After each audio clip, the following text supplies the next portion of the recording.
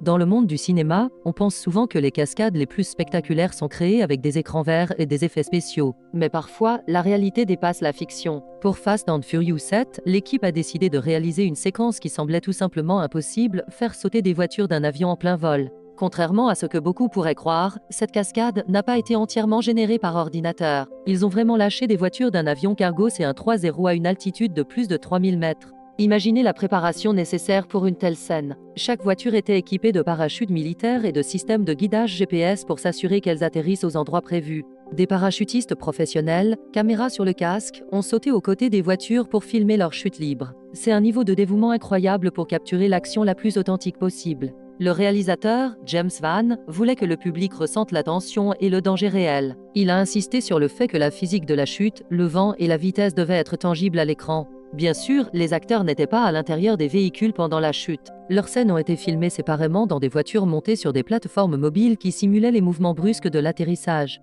Mais les voitures, elles, étaient bien réelles. Plusieurs prises ont été nécessaires pour obtenir les plans parfaits, ce qui signifie que plusieurs voitures ont fait le grand saut depuis le ciel. Le résultat est l'une des scènes les plus mémorables de toute la franchise, un mélange parfait de folie calculée et de génie cinématographique. C'est la preuve que même à l'ère du numérique, rien ne remplace l'impact d'une cascade réalisée pour de vrai. Pour plus d'histoires fascinantes sur les coulisses de vos films préférés, abonnez-vous à ma chaîne Résumé de Movie.